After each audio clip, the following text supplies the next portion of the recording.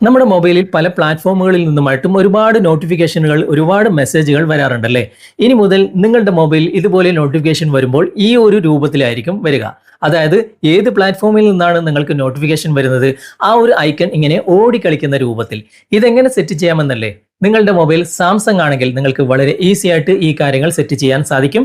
ഇതെങ്ങനെ സെറ്റ് ചെയ്യാം, എങ്ങനെ ഉപയോഗിക്കാമെന്ന് തുടർന്ന് വീഡിയോ കണ്ട് മനസ്സിലാക്കാം. ഇതുപോലുള്ള ടെക്നോളജി പരമായിട്ടുള്ള വീഡിയോകൾ ദിവസവും നിങ്ങൾക്ക് ലഭിക്കാൻ ഞങ്ങളുടെ ചാനൽ ഫോളോ ചെയ്യാൻ മറക്കരുത്. നമുക്ക് പെട്ടെന്ന് തന്നെ വീഡിയോയിലേക്ക് പോകാം. നമുക്കതിനായിട്ട് മൊബൈലിൽ നിന്നും ഗാലക്സി സ്റ്റോർ ഒന്ന് ഓപ്പൺ ചെയ്യാം. ഓപ്പൺ ചെയ്തിട്ട് ഇവിടെ സെർച്ച് ബാറിൽ ഗുഡ് ലോക്ക് എന്ന് ടൈപ്പ് ചെയ്ത് സെർച്ച് കൊടുക്കുക. ഇത് നിങ്ങളുടെ മൊബൈൽ എനബിൾ അല്ല എങ്കിൽ എനബിൾ ആയി കൊടുക്കുക. എൻ്റെ മൊബൈൽ ഓൾറെഡി എനബിൾ ആണ്. എന്നിട്ട് നിങ്ങൾ ഓപ്പൺ ചെയ്യുക. ഇവിടെ താഴെ ഓപ്പൺ എന്ന് കാണിക്കും, അവിടെ നിങ്ങൾ ക്ലിക്ക് ചെയ്യുക. എന്നിട്ട് ഇവിടെ 3 ടാബുകൾ താഴെ കാണാൻ സാധിക്കും. അതിൽ മേക്കപ്പ് എന്ന ടാബ് നിങ്ങൾ ഓപ്പൺ ചെയ്യുക. എന്നിട്ട് താഴേക്ക് വരിക. താഴേക്ക് വന്നു കഴിഞ്ഞാൽ ഇവിടെ എഡ്ജ് ലൈറ്റിംഗ് എന്ന ഈ ഒരു ആപ്ലിക്കേഷൻ കാണാം. ഇത് നിങ്ങൾ ഡൗൺലോഡ് ചെയ്യുക. പെട്ടെന്ന് തന്നെ ഇത് ഡൗൺലോഡ് ആകും. ഡൗൺലോഡ് ആയി കഴിഞ്ഞാൽ ഉടനെ തന്നെ ഇത് ഏറ്റവും മുകളിൽ വന്ന് നിൽക്കും. കുറച്ച് നേരം നമുക്ക് വെയിറ്റ് ചെയ്യാം. പെട്ടെന്ന് തന്നെ ഇത് ഡൗൺലോഡ് ആകും. ഡൗൺലോഡ് ആയി കഴിഞ്ഞു. ഏറ്റവും മുകളിൽ അത് വന്നിട്ടുമുണ്ട്. അവിടെ നിങ്ങൾ ഓപ്പൺ ചെയ്യുക. കുറച്ച് നേരം നിങ്ങൾ വെയിറ്റ് ചെയ്യുക. ഇത് ഓപ്പൺ ആയിട്ട് വരുന്നുണ്ട്.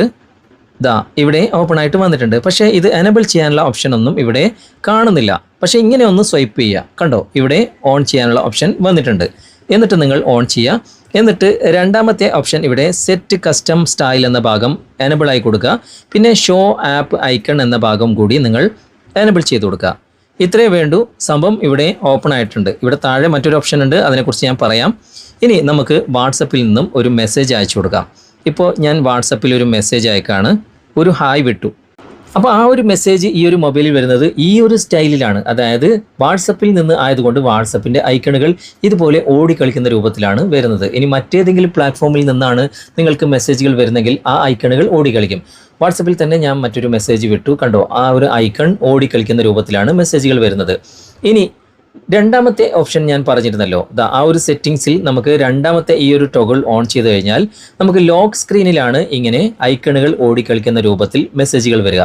ഇപ്പോൾ ഹോം സ്ക്രീനിൽ വരില്ല. ഞാൻ ഹോം സ്ക്രീനിൽ മറ്റൊരു മെസ്സേജ് കൂടി വിട്ടു. അത് സാധാരണ പോലെ മെസ്സേജാണ് ഇപ്പം വന്നത്. ആ ഐക്കണുകൾ ഓടിക്കളിക്കുന്നത് കാണുന്നില്ല. ഇനി ഞാൻ മൊബൈൽ ലോക്ക് ചെയ്തിട്ട് ഇപ്പോൾ മെസ്സേജ് അയക്കാണ്.